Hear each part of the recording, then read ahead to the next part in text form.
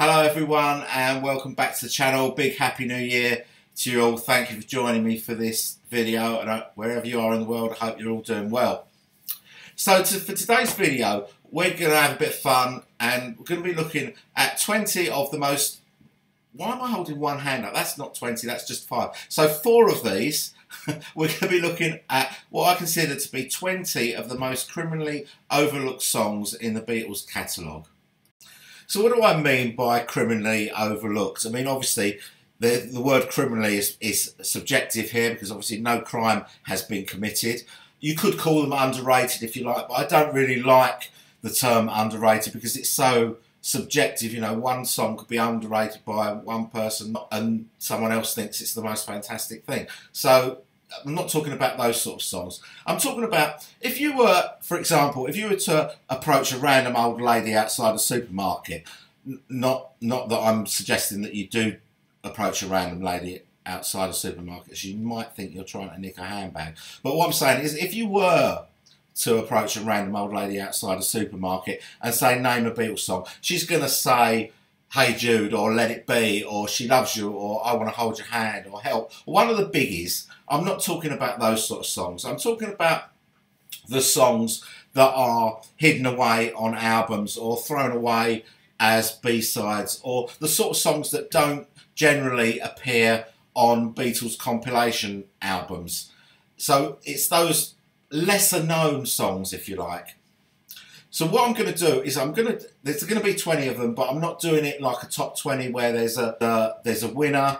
Think of this like making a mixtape, or if you're still living in 1984, think of it as making a mixtape. But we'll call it a playlist. Make your own playlist if you want, or set this one up as a playlist and see how it sounds.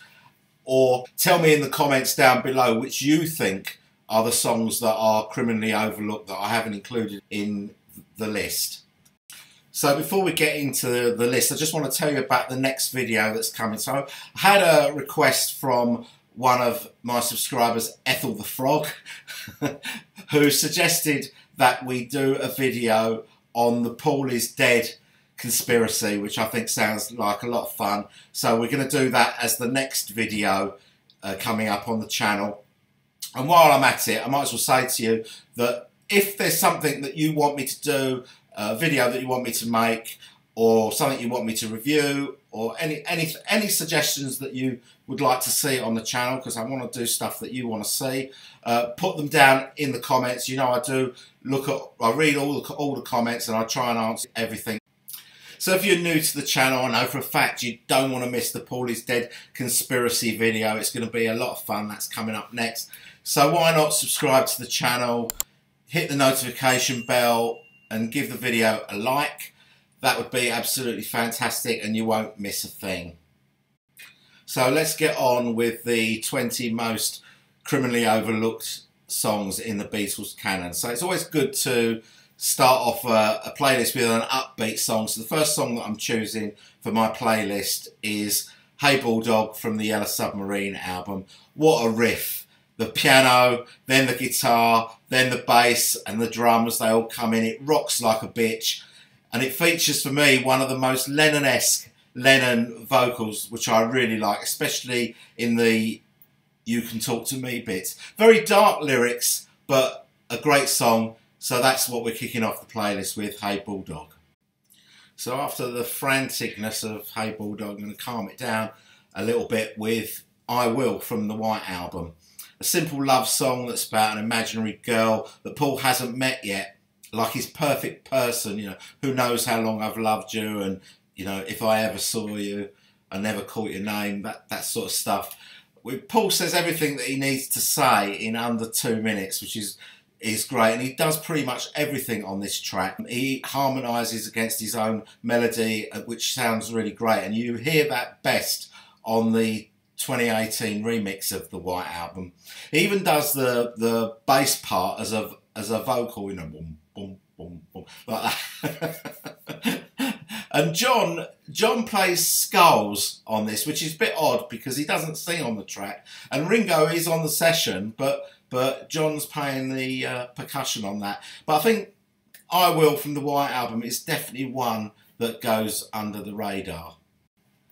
So for track 3, I'm going for one of my favourite covers that they did in the early days, and that's You've Really Got a Hold on Me with the Beatles. I wouldn't normally pick a cover when there's so many great songs that, you know, were written by the Beatles, but I just really love this song. It's a Smokey Robinson cover, great piano intro, and when you start a song with the words, I don't like you, but I love you, I think that you've got the listener's attention straight away.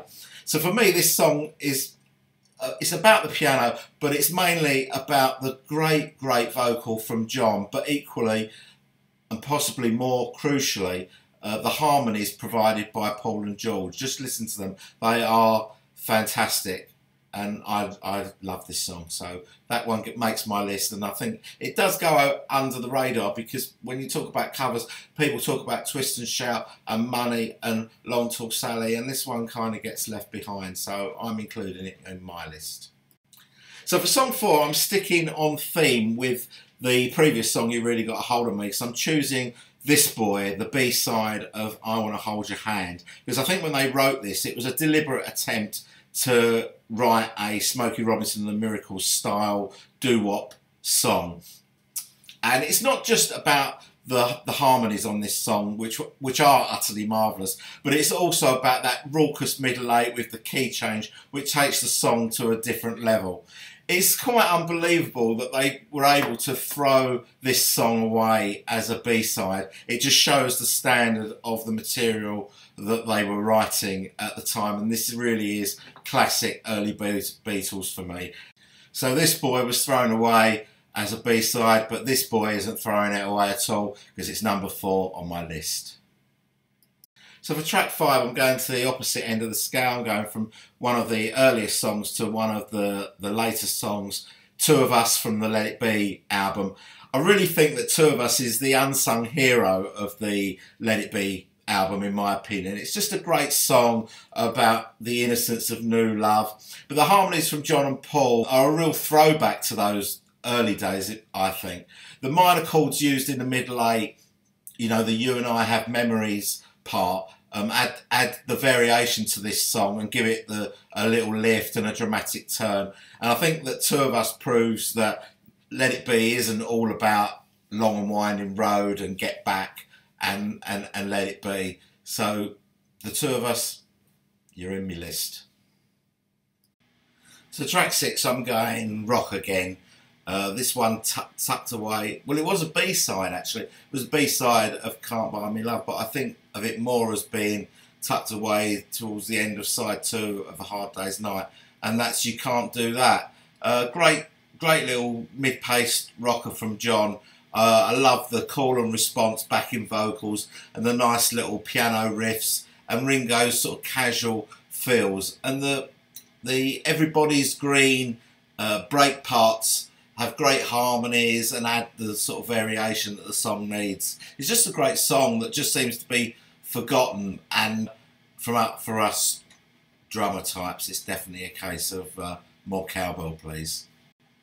So track 7 on my playlist is one of my absolute favourite tracks from the White Album, and it almost goes unnoticed by being placed directly after the raucousness of Helter Skelter, and that's George's song Long, Long, Long. It's a very clever piece of track sequencing, I think. And I love the light and shade of the gentle verses and how the drums come in strong and loud after each sort of couplet. And the same for the So Many Tears I Was Searching part. The way the piano comes in thumpingly on those parts, it kind of gives it a real lift. And it's one of those songs where George uses his love for God or spiritual things in an ambiguous way, that he could be talking about something spiritual or he could be talking about his love for a woman. And it's a trait that he learned on this song, but he used it time and time again and on quite a few songs on All Things Must Pass. And I also really love the psychedelic ending to this song, which was created, if you don't know, by a wine bottle that was balanced on the top of a Leslie speaker. When Paul played one of the notes on his bass guitar, the vibrations from the bass note made the bottle vibrate on top of this speaker, and they loved the sound so much that, I mean, it happened by accident, but they loved the sound so much that they then set it up, mic'd up the wine bottle and everything, and did it again. And to my mind, this is one of the greatest endings of any Beatles song, period. Doing a lot of talking now. I'm going to just have a sip of tea from my Beatles mug. Do you like my mug? It actually reflects this playlist because it's from all different parts of the Beatles' career. Quite cool. Green inside, and it has got real tea in it. Because I'm British, it's got tea in it. Right, song 8 is The Word from Rubber Soul. The first nod at hippiedom, I think. The word is love. The song's got a really great feel, I think, and I think that this song marks the actual point between the Beatles being a boy band and being the makers of serious pop music, as is evident in most of Rubber Soul. But this song is much better, I think, than it's ever been given credit for. There's some great bass playing from Paul, and a lovely little guitar riff that's hidden behind the verse. Listen out for it. And I just think it's got a great feel, this song. So track 8, The Word. So a bit of rock and roll for track 9. This one was cruelly thrown away as the B-side of the Help single, and it's the out-and-out rocker, I'm Down. Oddly named I'm Down because there probably isn't a more up song than I'm Down. But brilliant lead vocals from Paul, just screeching his way through it, just like he does on Long Tall Sally. The backing vocals are pushing the point home, and we get this great guitar solo from George and an organ interlude from John. And this song is probably best known for the memorable performance at the Shea Stadium gig in 1965, where they're just having such a great time with this song called I'm Down. They're having a great time with it. And John is playing the organ with his elbows, and John and George are laughing so much they can barely sing their backing vocals, which they have to do throughout the song. So track 9 is the very up I'm Down. So track 10, and we're halfway through the playlist now, and I'm going for a piece of psychedelic nonsense that is Blue Jay Way from Magical Mystery Tour. I love this song. It's this to me is the epitome of a criminally overlooked song. It's just great. I just love the swirling organ, the backwards vocals, the whole atmospheric Summer of Love feel to it. And it's largely overlooked by many people, but not by me. I love it. So we'll end the first half of the playlist with Blue Jay Way. So track 11 is the second and final cover song that I'm including in this list, and it's the Larry Williams song Bad Boy. Now, I've got beef with Bad Boy, and I'll tell you why. I'll give you a little bit of history. So when I first discovered the Beatles in 1976, I was 15 at the time, I started collecting all the albums. And when I got all the albums, there was going to be a few tracks that I was still missing. The ones that had been on B-sides of singles and the Long Tall Sally EP, and the track Bad Boy that was included on a compilation album called A Collection of Oldies But Goldies. I already had the Red album, and all the tracks on Collection of Oldies But Goldies were on the Red album, so I already had them apart from Bad Boy. So in my pocket money poverty, I had to fork out for an album for one song. If you recall, in the 90s, when record companies started bringing out greatest hits albums for bands and putting on an extra track that hadn't been released before so that fans would have to buy it, that's where they got it from. The Beatles even invented ripping off the fans. They did it first, and record companies in the 90s copied it. So, buy Oldies But Goldies I did to get the song Bad Boy. It is an absolute stonker, and I love it. Track 12, and it's back to the White Album. Cry Baby Cry, another one of my favourite songs from that album. There really is a wealth of unknown songs on the White Album. There's no singles on the White Album. Not many of the songs appear on compilations. And by the way, this song, Cry Baby Cry, there's always talk about mono versus stereo. Well, in my opinion, I think the 2018 Giles Martin remix of this song wipes the floor with the mono version. It's really great, a real big improvement. I love the sort of the plinky plonky piano that drifts in and out, as do the drums and the backing vocals that are throughout this song. The lyrics kind of get darker and darker as the song progresses, and it gets a real sort of lift at the end where John uses Cry Cry Cry to kind of join the choruses together at the end. I think it's a top track. It is a top track, and it's well hidden and definitely goes under the radar, I think. So track 13, unlucky for some, but not for I Want You, She's So Heavy, because that's track 13. And when we talk about Abbey Road, it always seems to be about the medley or about the two phenomenal George Harrison songs. And this one, I think, gets overlooked completely. I believe it was the last song that the Beatles recorded where all four of them were in the studio at the same time. And I love it. I always have. It seems very simple, but when you look deeper into it, there's lots going on below the surface. For a start, there's only 13 different words in the song, but if you listen to the way that John sings them, he manages to find like a different way of singing them every time. The swirling keyboards, which I think was played by Billy Preston, and Paul's bass is quite astonishing in this song. And then there's that abrupt ending, like you're falling over the end of a cliff. And no matter how many squillion times that I've heard it, I can never predict where that ending is gonna happen. It just loses. I just get mesmerised in that ending that kind of goes on for about 3 minutes, and then suddenly it just sort of cut off. You know, I gave up counting how many times they go round the riff before it finally cuts off, like long ago. You know, sometimes pop music is just too good for critical analysis. So, you know, so now I just let them get on with it. I think it's best. So I Want You, She's So Heavy.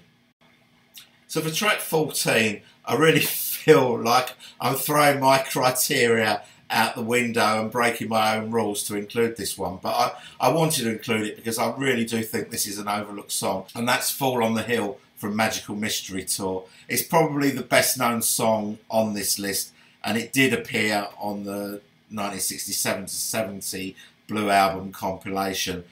But I just wanted to include it because I want to give it some love. It's often overshadowed by other great McCartney ballads like Yesterday or Hey Jude or Let It Be, Long and Winding Road. But I think that this is every bit as good as any of those. Brilliant lyrics. And what I really like about this song is that there seems to be so much space in the song for the flutes and the recorder and, you know, just the melody to just shine through. And somehow it manages to sound very 1967, but at the same time it manages to sound contemporary as well, and it needs some love, so I'm including it. And I don't think that 1967 / contemporary thing is an easy feat to pull off. So Fall on the Hill, track 14. So track 15, we're going back to the early days and back to the Hard Day's Night album with I'll Be Back. Now this is an interesting song in so much as it has no choruses, but it does have two sort of mid-late type breaks in it. I love the double track vocals and the harmonies and the very vulnerable lyric. It's very similar in style, I think, to If I Fell, as far as being, you know, an acoustic ballad with great harmonies. But If I Fell appears in the film Hard Day's Night, so it's much better known. And I think this one isn't so well known, and therefore it goes under the radar, so that's why it's included here.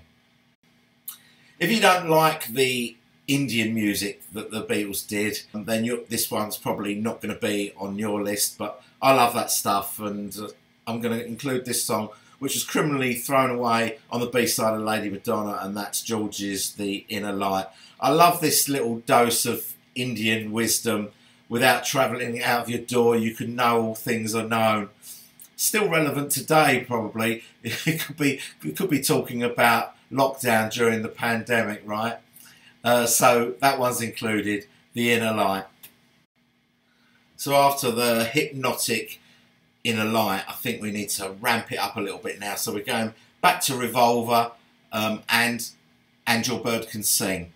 I just love the twin lead guitar, the rough house riffing in this song, and the terrific harmonies. Super bass playing from Paul as well in this one. Allegedly, this song refers to the Rolling Stones in some way, and the singing bird, Marianne Faithfull, maybe. Although they were friends, John did have this beef with the Stones where he felt like that they were copying the Beatles, which is probably true in some aspects. But do you remember the version of this song on the anthology? The bit where they are so off their faces that they just laugh all the way through it and they just can't do anything with it. I love that version. If you don't remember it, go back to it or find it on YouTube. It's fantastic. So track 18 and my final pick from the White Album is Happiness Is a Warm Gun. By the way, does anyone else refer to this as A Penis Is a Warm Gun? Or is it just me? It's just me? Really? Okay. First thing I wanted to say about this song is that I think that John's vocal on this song is one of the strongest that he delivers on any Beatles song. The lineup is very early Beatles. It's just John on guitar and vocals, Paul on bass and vocals, George on guitar and vocals, and Ringo on drums and tambourine. Absolutely mental lyrics with the song sort of split into 4 sections, and there's plenty of sort of double entendres within the song. And if ever there was a song that was the epitome of sex, drugs and rock and roll, then it's this one. The first part is a sort of a dirty old man section where the velvet hand refers to a glove fetish apparently. Mirrors on hobnail boots is about using mirrors to look up girls' skirts. And eating something and donating it to the National Trust is a Scouse expression for defecating in public places, which was obviously a thing in Liverpool. The drugs part obviously comes from the I Need a Fix section, and we see lots of changes in time signature throughout this song, but particularly in the Mother Superior Jump the Gun part. The doo-wop choruses at the end are an absolute delight, with Harrison and McCartney supplying the backing vocals. And I just love that deep breath that we hear John take just before he delivers that really long note on the word gun near the end. I mean, the White Album on the whole is as mad as a box of frogs, but this song is really a chief contributor to that. But it is a fantastic song and one that really does go under the radar, so that's why it's included here. So the penultimate song on the list comes from Revolver, and it's For No One. An amazing song that took a long time for me to realise how brilliant this song is. I mean, here McCartney sort of retreads conversations or behaviours that typically happen when a couple break up or fall out of love. And as a kid, this was irrelevant to me. You know, I'd never been in love, so I didn't really understand how powerful this song was. But in later life, I just realised how absolutely spot on McCartney has got this. And to think that he's only 24 when he wrote this song is quite incredible. Love the French horn. Just a really, really great song. So the penultimate track is For No One. So finally we get to the very final song of this very long playlist, and for this I'm picking The End from Abbey Road. How else would you end it? So a simple song that sort of starts with Ringo's first drum solo, but mainly acts as a vehicle for John, Paul and George to trade guitar licks. But then, and this is the important bit, McCartney hits you with the killer punch, the final lines on the final song, on the final album that Beatles ever recorded. And in the end, the love you take is equal to the love you make. It's completely obvious, yet genius at the same time. And above all, bloody well right. It's a line, you know, that still resonates with me now. And how could we have not known this fact until the Beatles told us? And in the end, the love you take is equal to the love you make. Absolute genius. So that concludes my list of criminally overlooked Beatles songs, or underrated Beatles songs, or just Beatles songs that need a whole lot more love.